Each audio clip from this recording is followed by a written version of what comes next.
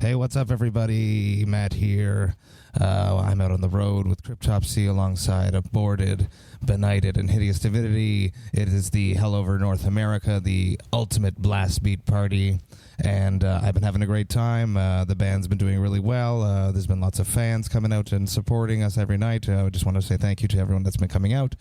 Tonight, Friday, April 5th, when you guys are listening to this, we are going to be in Houston. So you guys should come out, check that out, get your tickets for that, because it's going to be fucking insane, as the rest of the dates have been. Just want to take the time to give a huge shout-out to all these fans, Vox&Hops heads, and Cryptopsy fans that have been hooking us up with some sweet, sweet, sweet hop nectar on this tour. I'm going to go from back to front. We got Varan Iyer, who brought us some sick IPAs back when we were in Oakland. A big thank you to you. We got Kyle Casey, who brought us some Angel City IPAs when we were in LA. They were delicious. Really enjoyed those. And then the craziest night was in Arizona when we had 3 people bring us out 9 growlers in total. We got Corey Charo and Desta Patterson, who brought us some Helton Brewing. It was delicious. Thank you so much. There was my beer of the week, which was in there, which was a raspberry sour aged beer. It was delicious, absolutely amazing. My beer of the week from Helton Brewing. And a huge shout out to Joshua Mandingo, who brought us a bunch of old Ellsworth Brewing. He got us 3 IPAs, and a close number 2 running of my beer of the week was a Kentucky style porter. It was a delicious coffee, very coffee heavy, boozy, very, very good beers. So thank you to you all.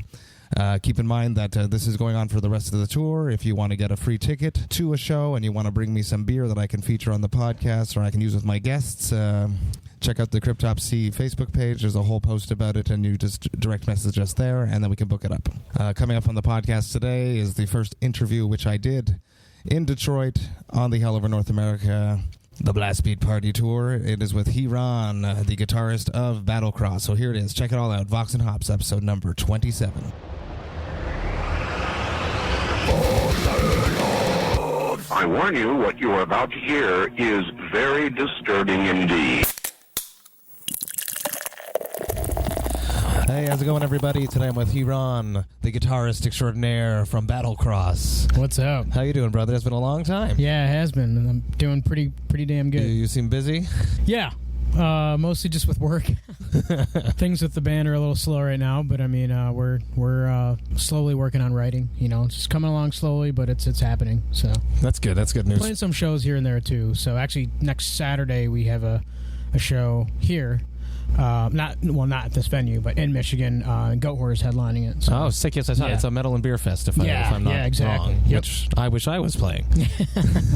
For everybody that doesn't know, I met Hiran on tour, across Canadian tour with Guar. You guys were out with Guar, and it was Born of Osiris, but Born of Osiris couldn't do that section of the tour, so they offered it to Cryptopsy, and that's when I met you. Absolutely, and we were super stoked you guys were on it. So, and then we hung out. For everyone that doesn't know, tonight we are in Detroit. It's the first night of the Hell Over North America tour, the Blast Beat Party with Aborted, Cryptopsy, Benighted, and Hideous Divinity, and Hiran nicely came out and brought us some beer. So let's see what he brought us here. He brought us Shorts Brew. It's a Huma Lupa Licious India Pale Ale IPA. Mm-hmm. Let's taste what this sucker's got. Yeah, Thank you for bringing it. Cheers. Absolutely. Well, I'm drinking from the bottle today. I don't have a glass. We're in our bandwagon. That's why you hear that generator hum in the background. It's going to be a theme for these upcoming podcasts, so everyone get ready. Yeah. It's good. It's a little bit malty. It's got it's extremely bitter. It tastes fresh. It's a very decent beer. Thank you. Yeah, it's one of my favorites. Are you a craft brew enthusiast? I wouldn't say enthusiast, but I do love a good craft brew. So, but I mix it up. You know, I can go to a bar and drink shitty beer, but then if I have, then I'll go to, if I have the option and there's, and if I'm in the mood, I'll definitely go for an IPA. That's kind of my go-to craft beer. Okay. But I'm just, if it's beer, I drink it. I don't discriminate. But yeah, there's some beer I don't touch, like Bud Light and Miller Lite, that kind of crap I'm not into, but Do you remember the first craft beer that opened your mind, like the first IPA? Oh yeah, so I actually used to hate IPAs. I was on tour. I think it might have been the All Show it might have been the In Flames tour, or no, it was a tour. It was a Death Angel tour, I think. And our drummer filling in at the time was Adam Pierce.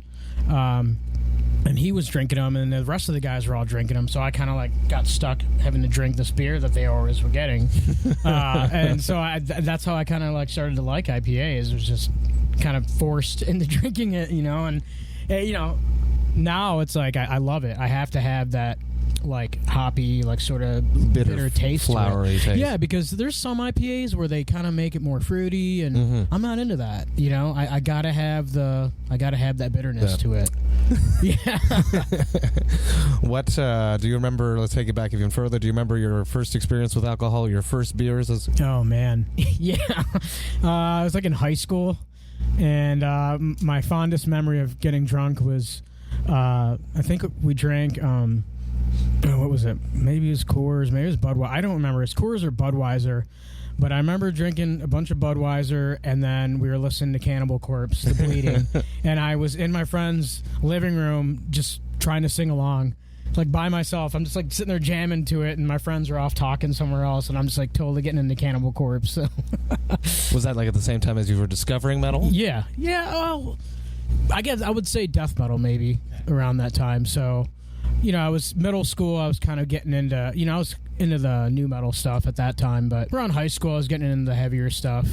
I would say college is where I really got into extreme metal. Like I started going to more local shows around that time, and started seeing a lot more extreme bands kind of playing in the area. So. And you're originally from Detroit? Yeah. Yeah. Yeah, so it's still a hot metal scene. You guys got lots of tours coming through here. Yeah. If you can remember, like the show that you went to when you realized like this is what I want to do. Do you remember? Oh, was there one, or was it like a culmination of it all? I think it was a culmination. I mean, I started going to show. Like my first show I ever went to was Rage Against the Machine and Wu-Tang Clan. Wow. Yeah. And, but I think when I realized I wanted to play music was actually just like local shows. Like I was seeing bands like Summer Dying, and there's a death metal band called Saphrogenic and Gut Rot. And I was seeing those guys play, and I was just like, I want to be on stage. Like I want to be playing these shows, not just standing out here watching it, you know? So seeing like the local shows kind of inspired me to like really push to do that. But of course, I have like the bands that I look up to and stuff like that influenced me to play guitar. But you always wanted to be a guitarist because you were saying before they were trying to scream along to Cannibal Corpse. Yeah. What came first? Definitely. The voice? I was a guitarist. I don't think I ever really had it to be a vocalist. So it was more just me being drunk and. I think I've always wanted to play guitar, and that's kind of what I started out doing. But now I've like expanded into like playing drums a little bit too. So I play drums, and I'm trying to get more. I've kind of like find myself enjoying more drums lately than playing guitar. So, but I play guitar actually in another band too, not just Battlecross. True, it has an intense name, if I remember. Portal of Pazuzu. That's it. That's it. Yeah. Yes. So it's more kind of death metal, cool. Which is nice. I kind of get to go on that extreme side a little bit. And how did that all come about? So the two guys in the band, well, the other guitar player in the band, his name's Don, and I've known him from other bands that he's played in the area. So we used to play shows together, and he just kind of got caught wind of me, like kind of hearing that I was jamming with other people. It's like, hey man, you want to come jam and check out this new project I'm doing? And so he sent me a video of him and the drummer, and at the time the drummer, they were playing in his living room, and the drummer, he was using like an E-kit. Okay. Yeah, he sends me this video of just like them two jamming, and I was like, this sounds cool. And so I came out and checked it out, and as soon as after I came to a few practices, I was like, yeah, I'm in. So it's the first time I had to play a 7-string, so I've never played 7-string before. Yeah, so it's kind of cool to do something different there. So, but yeah, I'm loving it, man. Like we just been jamming twice a week, and we have about like 6 songs written. We're just trying to get enough songs to go record, and working on getting a new vocalist and all that. So who would be if you could like describe it as other bands? I would just say that it's kind of got like the Morbid Angel, like Suffocations kind of sound like just kind of a groovy death metal sound, but we're just trying to incorporate a little bit of like the old school sound and just trying to change it up, like a lot of the stuff written is by the other guitar player, and a lot of his stuff is just like it's just intricate to me, as far as it sounds death metal, but then it's just got different elements that make it kind of unique and different and sort of go outside, not boxed into death metal, you know. That's cool. So have some freedom, and the 7-string guitar too. Yeah. What are some challenges approaching that for coming from a 6-string? I have small hands. You know, I'm used to the 6-string, and it's like the way he plays and the riffs he writes sometimes are like, the stretches are crazy for me. So sometimes it's like, damn, dude, I'm not used to these kind of stretches and stuff like that. But I love it because I get that like low, nasty sound to it. So, and I love doing that. So it's cool to kind of bring in more like brutality into riff writing and stuff like that and playing. So you have more time to do this because Battlecross has been rather quiet, I'd want to say, for the past year. Yeah, couple years. Yeah. What brought that about? So we did our last tour was in 2017, and we just we're just getting burnt out, and everyone, you know, Tony, you know, he was starting a family and all that stuff, so he wanted to focus on that. And same with Kyle, you know, he wanted to focus kind of being more at home. So I think, you know, everyone just kind of got burnt out a little bit, and we just kind of needed to step back and focus on our personal lives for a while. And you know, it's been a couple years, but we're not even on Metal Blade anymore, so we're kind of like free agents now. And so it was like just timing, you know, we're free agents, now we can kind of like step back and not be sort of like forced into feeling like we have to tour to sell records and all that right now. So you guys absolutely toured a lot. Yeah, we did a lot of touring. So it's how many, what was like the year that you did the most? How many shows, if you could guess? Yeah. I would say like 2013 to 2014 was like probably our two busiest years of touring. It's like 200 plus dates a year. Yeah, I would say so. You guys were like on the road a lot. I remember. Yeah, we were. I mean, because did you have Finberg as an agent? No. Well, briefly, but we were going through Trevor Swenson when he was working with Finberg. Okay. And that was like in the early stages. I know he likes to he makes his bands work. Yeah. You know, and for us, it was like we kind of just like, it felt like we were being told like, you have to constantly be out there. Like if you don't, you're not gonna survive. You know, that was kind of like the mentality like put in our heads. Like we just have to always be out there working. And so we're like, okay, you know, like because this is what we wanted to do and this is what we wanted to focus on. And I, you know, looking back, I'm like, I wish we didn't go out as much. You know, I mean, I certainly loved the experience of it, but I think maybe it, you know, it burned us out a little bit. It did burn us out, but it also, you know, playing so many shows kind of like, you know, obviously when you start going out so much, people sort of start to die out as far as coming out to shows and whatnot. So because you'll be back next week or something in their mindset. Yeah. So, you know, I think some of that was like a detriment, touring so much, but you know, we had to learn. So the only way you're going to kind of learn is jumping in, I guess. If you could get into a time machine and go back on being any of these tours, what was your favorite tour? Oh, man. Lineup-wise, people, vibe-wise, turnout-wise? I would probably do Mayhem 2013 again. That was a lot of fun. I would do things differently. Probably not get a bus and share a bus, but you guys were in a bus? Yeah, we shared a bus with Huntress. And they were great, but it was just like the bus had so many problems. Like we spent so much money, like all the money that we made on that tour, because we did really pretty well in merch, you know. So it was like, man, if we had maybe just kind of stuck it out and vanned it up, and we would actually came home with some decent money and not, you know, actually invested more into the band. But at the same time, the experience was great. You know, it was a lot of fun. Another tour I loved. What else? A lot. Sometimes they blend together, or they just I can't remember. Sure, they're all just a big amalgam of touring. I mean, honestly, like.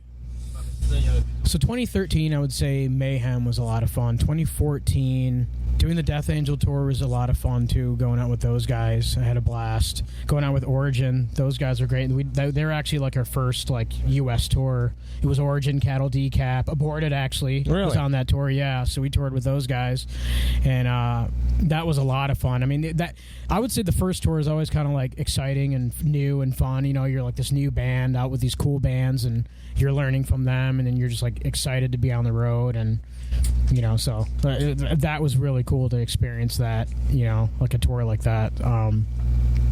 But and then the Guar guys too, man. Like they took us out a few times, and we were totally appreciative of that. So they were awesome. So super nice guys. Yeah, yeah. That tour that we did there, they were so nice. Yeah, absolutely. Yeah, just totally down to earth, cool dudes. So who were some of the early people that inspired you to start playing guitar?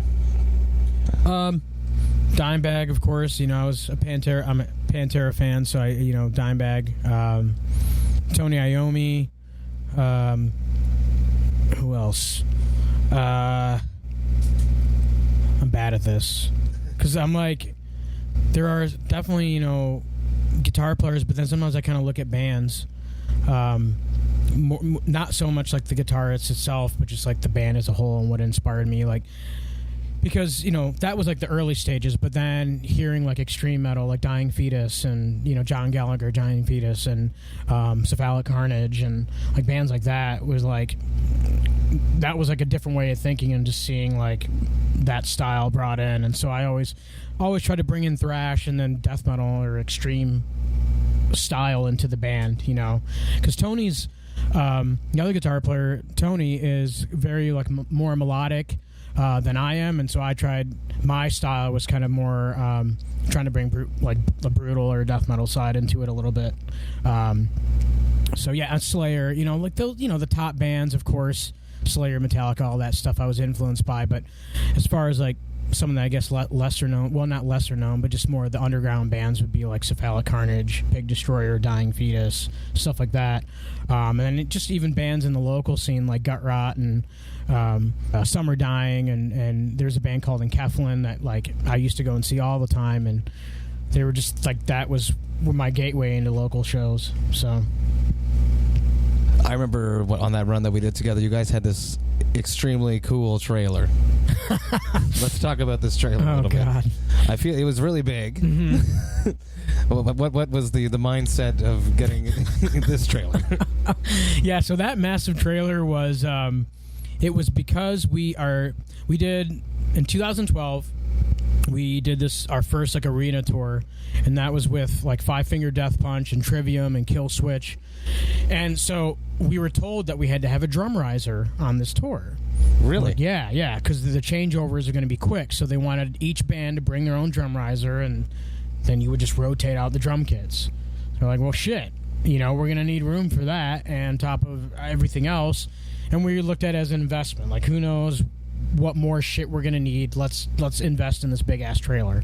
So, yeah, we got that beast and rode that thing into the ground. If my memory serves me right, you guys had built like a lounge in it. Yeah, we had enough room for one, so that was definitely, I mean, we would hang out in there all the time, which was nice. Cause it was cool. Like, yeah, it's like we had the dividers, we had the gear, and then the merch area, but then, there was one tour where people were bringing us out, like friends and fans were bringing us out like snacks and food and like all this stuff, and they're just like trying to just keep us stocked up in each city, and we had so much shit in there we couldn't even get, like, it just became a pain in the ass to get in the trailer because we had so much shit. But that was always a nice thing with having that trailer, was like, if you didn't have a green room or somewhere to hang out, you had the trailer. Yeah, that's awesome. That's what I'm enjoying about this so far, the bandwagon. Yeah, that's awesome. Yeah, it gives us some space. Absolutely. Even if the venue's tiny. Yeah. Right, exactly. Yeah, you definitely run into that, and that's not always fun when you have no place to go, and it's just like, all right, well, you just either stand around the venue or hang out in the trailer, so or the van. But when it's hot out or it's too cold or whatever, so. Did you? I've seen on your Facebook a lot that you involved in martial arts. Yeah. What exactly the form of martial arts? What's it called? And tell me a little bit about that. Sure. So about a year ago, I started doing Brazilian jiu-jitsu, and I started training with a friend of mine. His name's Joe Rico. He runs a school out in Livonia. It's called Stronghold. And I love it, man. I had never done martial arts. I had never, been involved, like, been really athletic at all. So I was like, I'm going to try something different, So I showed up, and he's like, I just tried it out, man. And of course, going into something like that, you get your ass kicked, or you just like, you get exhausted. You're like, holy shit, like, this is this is brutal, but it was great. It's such a great feeling, like after training, like no matter how many times you lose or whatever, it's just like it's not about that. It's just about the training experience and how you feel like doing that, you know. And everyone and the vibe there is really cool. Like, you know, for a long time I would just assume that martial arts would be like, you know, tough guy kind of thing, and like, you know, I didn't know how it was gonna be, you know, but everyone's just like super friendly and just like all about helping one another, and I thought that was really cool, that kind of vibe to have going into something where you don't know anything about it and people are so welcoming. It's just like building. Everyone wants to help you build your talents and your capabilities. Absolutely, in the yeah. sport. It's really cool, and it's all just, you know, grappling and chokes and things like that. So it's not like punching and kicking. It's all just, you know, and it's not just a physical strength. It's like mental strength. You know, it's that kind of strategy, thinking with your brain, and you know, all that. So I did my first tournament in October. This was like 8 months after training. Like I was just kind of encouraged like to give it a try.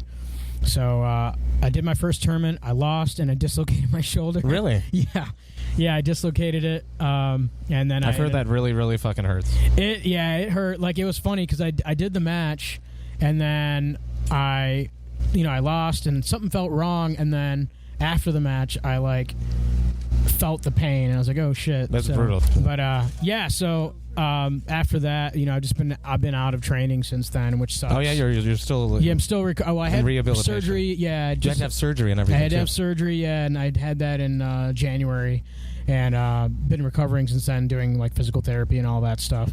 And it's getting better. Yeah, so I'm hoping to get back into it by July or August. So crazy. Yeah, that's I a long love time. it now. Yeah, it's great, man. I recommend it to anybody. It's awesome. Brazilian jiu-jitsu. Yeah, awesome. Yeah. When do you were saying that Battlecross is playing a few shows coming up? You're working on some songs. When do you, in a realistic term, imagine Battlecross being back? Will it ever be back the way it was, or do you think it's not going to be possible? It definitely won't. I'll be honest, it won't be back to the way it was, but it will definitely be back. And we want to do touring and shows, but just not at the extreme lengths that we were going. You know, right now our focus is just writing, and we're taking our time. You know, we've been tossing around the idea of, instead of doing an album, kind of doing like an EP, kind of like what you guys have been doing, you know, with the EPs. And I've just been throwing that idea at the guys because I'm like, it's because it's going so slow. I'm like, if we really maybe want to kick things up, let's do an EP so it doesn't take as much time for writing and recording and all that. It's like we can write a few songs, get 6 songs or whatever, and then put that out, and then we can at least tour off of that a little bit. Absolutely. And still play the old stuff, because I mean, when you're going on tour anyway, you're not playing everything off your new album. No, right? you have to play the old stuff. Exactly. Yeah. So it's not like you're going to play everything anyway. So that was kind of like my idea, like just tossing that around. But so, you know, everyone's receptive, you know, and we're just been, because everyone's so busy with their lives, it's just, we're just taking it slow, and we're not on a time frame for us. Like, we don't want to rush anything, but we certainly don't want to drag our feet to the point where it's going to take 10 years or something like that. Yeah, so yeah. Hoping by next year that we at least have something ready. Fingers crossed. So, Fingers crossed. I'm in your guys' corner. Thanks, man. Yeah. Keep at it. We'd love to do some shows with you guys again. Of course, it's definitely fun. Who do you think is the next? You're mentioning, you know, that you liked all the big bands, the Slayer, the Metallica. Who do you think is going to be the next Slayer, Metallica, or if that's even a possibility nowadays? I don't know if that's the way the music industry is, and just the state of music and how everything is now. I don't know if a band will ever really get that big. You know, it seems tough. I mean, obviously there are bands that sort of hit that arena status or get that big, but to be at that level, I don't know. I really don't know. And to be honest, I'm not entirely like in tune with a lot of new music that's out there, so it's hard. You know, for me, it's hard to say. But, you know, I certainly appreciate that there's such a variety and various styles that are coming out. And, I mean, right now, like, bands like Revocation are killing it. You know, those guys are doing something really different and cool. I mean, I don't know. I can't really say that that band would ever get to that kind of status, but, I mean, you never know, you know. So it's hard to say, man. I think the way the industry is and just the state of music, and it's just tough, you know. Like, it's just I don't see it being a reality, but I hate to be negative in that way. But I mean, you never know. You never know. You never know. But who is a band that you like to listen to now? A newer band that you think needs more recognition? Well, one of the bands I recently got into, I'm wearing the shirt of them, is Yautja.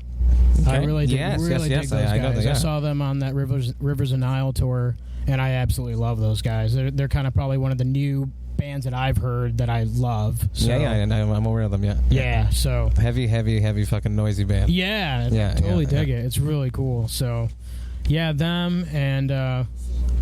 I don't know. I'm rooting for some of the local guys around here too. They actually are on this show. They're called Recorruptor. Cool. Really cool band, and I'm stoked for those guys. I hope they do awesome big things for them. So, and then there's a few other bands in the scene too, man. There's a lot of good bands around here in Michigan that I'm kind of more in tune to than kind of the more of the other bands that are out there, but. We have a good scene here. That's good on you that you're there and you're supporting your local dudes. Absolutely. I try to get out to as many shows as I can. Yeah. So just a lot of good stuff out here right now. And my brain's melted right now, so I can't name drop everybody. But there's a lot of good bands in this scene. So, yeah, it's truly stoked to be a part of it. What would be you toured a lot. What is the horror tour story of Battlecross? Oh, man.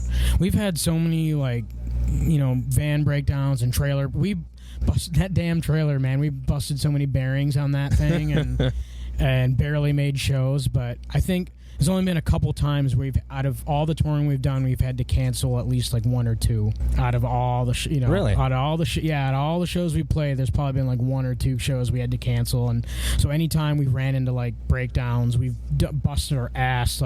We would, it would be where we drop the trailer off here, rent a vehicle here, rent a trailer there, and then drop somebody off to stay with drop our merch guy off, and he'd stay with the the van and trailer till it gets fixed, and then we'd go to the show and come back, coordinating all this craziness just to make sure we played a show, so definitely just the breakdowns suck, man. It's just that's the worst, especially when you're on your it's a day off and you're maybe on your way to somewhere a drive cool, day, just drive day, and maybe you're just ready to go to a hotel and relax, and then that shit happens. Do your laundry for once. Yeah, exactly. Get a shower in, and then that shit happens, and sucks. That's a bummer. It is. It really it's commendable sucks. that you guys just kept going at it, though. Yeah, for sure. Never give up. Just keep pushing. Absolutely. That was always our mentality, was to not miss out on a show. So we tried. Awesome. Is there anything you want to add? It's going to be a little bit of a shorter interview because I got to go play a show soon. You got to go do your show, man. You got to go do your thing. No, I just appreciate the opportunity to chat with you, and looking forward to the show, man. This is a killer lineup, and I love you guys. Your 2 EPs you just put out were awesome, so absolutely love it. So, thank you. That's very, very nice of you to say that. Yeah, thank absolutely, man. Yeah, so I'm looking forward to the show. So cheers. Thank you for the beers, and I'm looking forward to hanging out with you afterwards, but you guys won't be listening to that. Thanks. Bye-bye. See ya.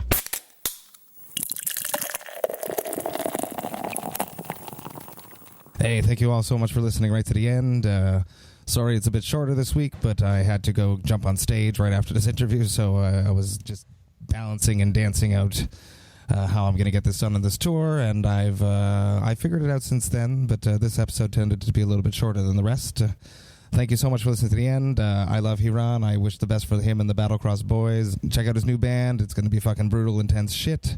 We got about a week and a half left of the Blast Beat party coming up.